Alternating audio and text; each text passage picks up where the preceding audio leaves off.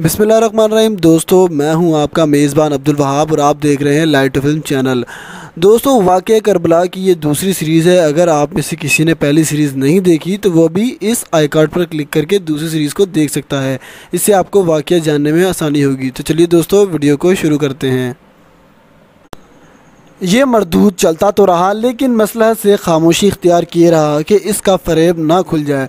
जब वो दारुल अमारात यानी कि गवर्नमेंट हाउस में दाखिल हुआ तो इस वक्त लोगों पर यह हकीकत खुली। रात गुजरने के बाद इब्ने ज़ियाद ने सुबह तमाम अहले कूफा को जमा किया और यजीद की मुखालफत से इन्हें डराया धमकाया और इस तरह मुस्लिम बिन अकील रज़ी अल्लाह तआला अन्हु की जमात को मुंतशिर कर दिया। हज़रत मुस्लिम बिन अकील ने बानी बिन गज़वा के मकान में अकामत फरमाई। इब्ने ज़ियाद ने मोहम्मद बिन अशद को एक दस्ता फ़ौज भेजकर इसको कैद करवा लिया और कूफा के माहिदीन को भी किला में बंद करवा दिया। हज़रत मुस्लिम बिन अकील रज़ी अल्लाह तआला अन्हु ने यह ख़बर सुनी तो उन्होंने नदा दी। 40,000 के करीब लोग आप रज़ी अल्लाह तआला अन्हु के गिर्द जमा हो गए और कसर शाही का अहाता कर लिया। अगर हज़रत उसी वक्त हुक्म देते तो शायद किला फ़तह हो जाता, क्योंकि कूफियों की बदअहदी, इब्ने ज़ियाद की फ़रेबकारी और यजीद की अदावत साबित हो चुकी थी। फिर भी आप रज़ी अल्लाह तआला अन्हु ने लश्कर को हमला का हुक्म ना दिया, बल्कि मुसलमानों की खून रेज़ी ना हो सके और गुफ्तगू से सुलह की कोई सूरत निकल आए।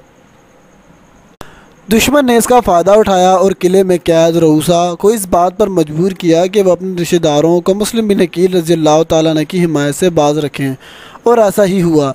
हज़रत मुस्लिम बिन अकील रज़ी अल्लाह तआला अन्हु का लश्कर मुंतशिर होते हुए मगरिब की नमाज के बाद कोई भी इनके साथ बाकी ना था। इस मुसाफरत में वो तनहा रह गए।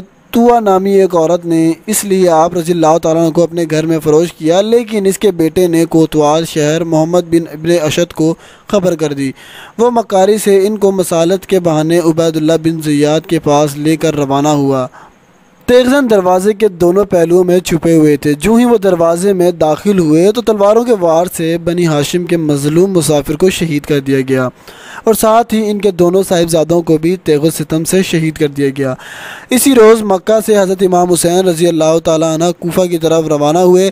सहाबा कराम इस सफ़र को मुलतवी करने के लिए इसरार करते रहे, मगर कूफियों की दरख्वास्त को रद्द करना और इनकी दिल शिकनी करना आप रज़ी अल्लाह तआला अन्हु को गवारा ना हुआ। हज़रत इमाम आली मकाम ने 3 ज़िलहज्जा 60 हिजरी को अपने अहले बैत, मवाली और ख़िद्दाम कुल बेहतर नफूस के हमरा इराक़ का सफ़र इख्तियार किया।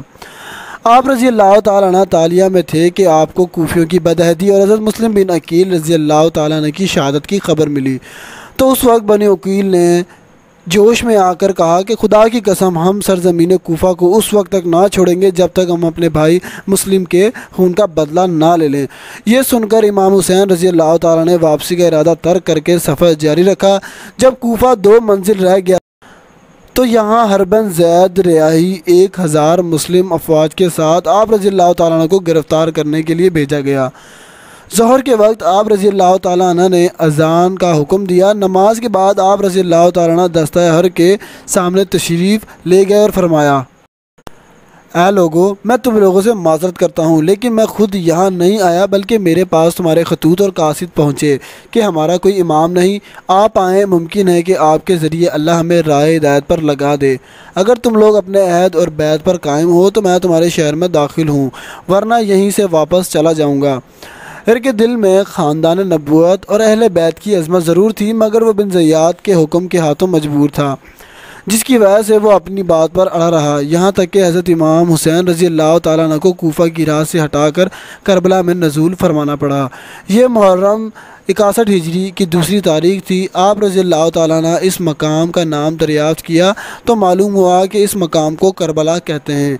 अभी खैमा ज़न ही हुए थे कि हज़रत इमाम हुसैन रज़ी अल्लाह तआला अन्हु की खिदमत में इब्ने ज़ियाद का मकतूब पहुँचा, जिसमें यजीद ने बैत तलब की थी। आप रज़ी अल्लाह तआला अन्हु ने कासिद को जवाब दिया, मेरे पास इस ख़त का कोई जवाब नहीं।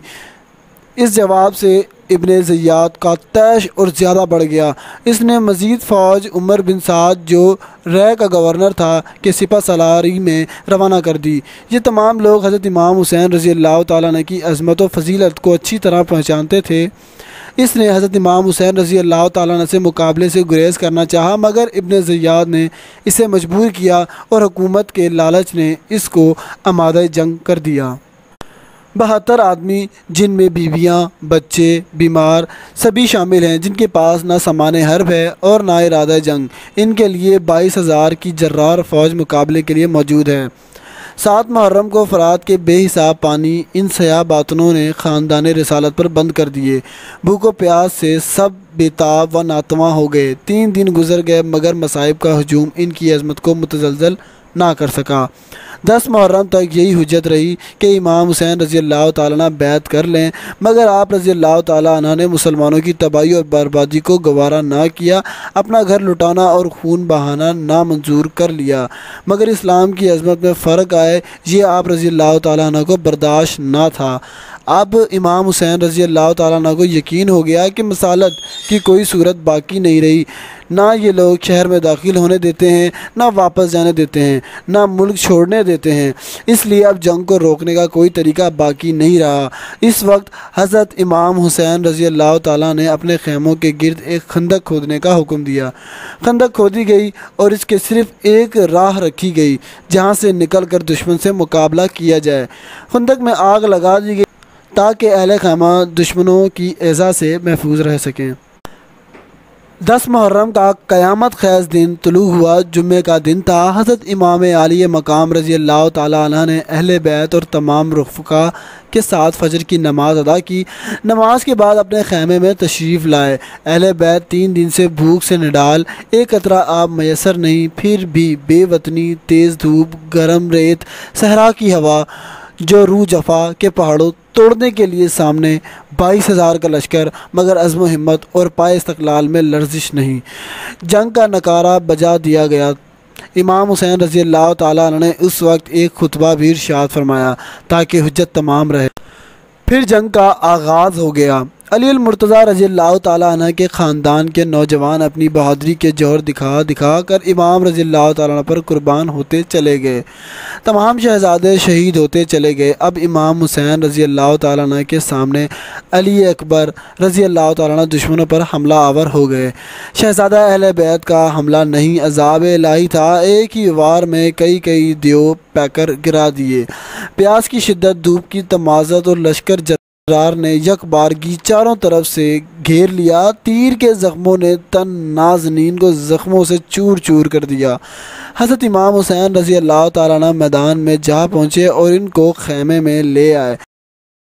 ان کا سر گود میں لیا، فرمایا آسمان کے دروازے کھلے ہیں، بہشتی حوریں شربت کے جام لیے انتظار کر رہی ہیں، یہ کہا اور جان آفریں کے سپرد کر دی۔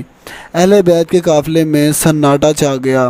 پھر امام حسین رضی اللہ تعالیٰ عنہ مار کے جنگ و جدل کے لیے تیار ہوئے۔ امام رسول خدا صلی اللہ علیہ وآلہ وسلم سر پر باندھا، مصری قبا پہنی، امیر حمزہ رضی اللہ تعالیٰ کی سر پر پشت پر رکھی حیدر کرار کی تلوار حمائل کی اور گھوڑے پر سوار ہوئے۔ رضائے الہی پر صابر و شاکر سب کو سپرد خدا کر کے میدان کی طرف رخ کیا۔ ایک بار پھر تمام حجت کیا مگر بے سود۔ ایک مقابل آیا، امام نے، تیغ و خون آشام نے سب کا کام تمام کر دیا۔ زمین کربلا کوفہ کے بہادروں اور صف شکنوں کے خون سے سیراب ہو گئی۔ نیشوں کے انبار لگ گئے، لشکر میں شور مچ گیا، ہزاروں نوجوان دوڑ پڑے اور حضرت امام حسین رضی اللہ تعالیٰ عنہ کو گھیر کر تیر برسانا شروع کر دیے۔ گھوڑا زخمی ہو گیا، ہر طرف سے تیر آ رہے تھے، تن ناز پر ور تیروں کے نشانے پر ہے، نورانی لہو لہان ہے۔ ایک تیر پیشانی اقدس پر لگا جو حضور صلی اللہ علیہ وسلم کی بوسہ گاہ تھی۔ حضرت امام حسین رضی اللہ تعالیٰ عنہ کو چکر آ گیا، نورانی پیکر خون میں نہا گیا اور آپ شہید ہو کر زمین پر گر پڑے۔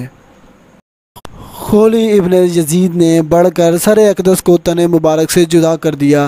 روایت ہے جب امام حسین رضی اللہ تعالیٰ عنہ شہید کیے گئے تو آسمان سے خون برسا اور اس روز بیت المقدس سے جو پتھر اٹھایا جاتا تھا اس کے نیچے تازہ خون پایا گیا۔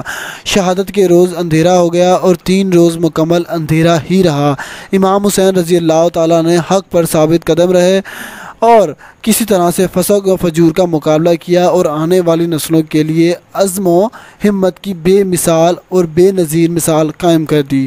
آپ رضی اللہ تعالیٰ عنہ یا آپ رضی اللہ تعالیٰ عنہ پر آنے والے مصائب کو سن کر چند آنسو بہا لینے سے امام حسین رضی اللہ تعالیٰ کی روح خوش نہیں ہوگی اور نہ ہی امام حسین رضی اللہ تعالیٰ کی بارگاہ اقدس میں سعادت و قبولیت حاصل ہوگی۔ اگر واقعی امام پاک رضی اللہ تعالیٰ سے سچی محبت ہے تو امام رضی اللہ تعالیٰ کی پیروی کرتے ہوئے حق و صداقت کے پرچم کو بلند کریں، اور جس عظیم مقصد کے لیے امام حسین رضی اللہ تعالیٰ نے اپنا گھر بار جان سب کچھ قربان کر دیا، اس کو اپنا مقصد اولین بنا لیں۔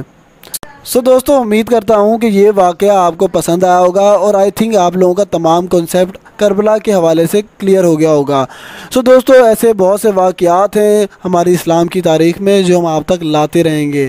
دوستو، امید کرتا ہوں آپ کو یہ واقعہ بھی پسند آیا ہوگا باقیوں کی طرح۔ تب تک کے لیے اپنے میزبان عبدالوہاب کو دیجیے اجازت۔